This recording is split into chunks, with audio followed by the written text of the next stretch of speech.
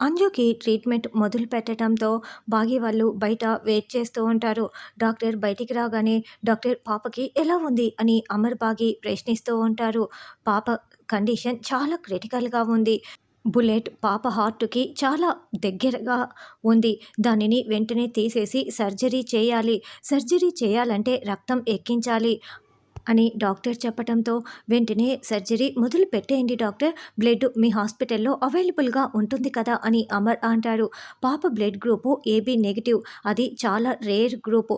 100 మందిలో ఒకరికి మాత్రమే ఉంటుంది. అది మా హాస్పిటల్‌లో అవైలబుల్‌లో లేదు. ఇప్పుడు పాపకి రక్తం ఇచ్చేవాళ్ళు ఎవరైనా ఉంటే చూడండి. రక్తం ఉంటే గానీ పాపకి సర్జరీ మొదలు పెట్టలేము. 24 గంటల్లోపు సర్జరీ పూర్తి చేయాలి. లేకపోతే పాప బ్రతకడం చాలా కష్టం అని డాక్టర్ చెప్తాడు. అయ్యో! ఇప్పుడు ఆ బ్లడ్ గ్రూప్ ఎలా అని అమర్ ఆలోచిస్తూ ఉంటాడు. మరి రణ్వీర్, మనోహర్‌లో ఎవరో ఒకరి బ్లడ్ ఇప్పుడు అంజుకి సరిపోతుంది. మనోహర్ ఏమో అంజుని చంపటానికి హాస్పిటల్‌కి వస్తూ ఉంటే, రణ్వీర్ ఏమో ఎప్పుడెప్పుడు అంజు చచ్చిపోతుందా? ఆస్తి తెచ్చుకుందామా అని రెడీగా ఉన్నాడు. ఇంకోవైపు గుప్తా గారు అంజు ప్రాణాలని తీసుకువెళ్ళటానికి కిందికే బయలుదేరి వస్తూ ఉంటాడు. అంజుని అమర్ బాగి ఎలా కాపాడుకుంటారు అన్నది రానున్న ఎపిసోడ్‌లో తెలుసుకుందాం.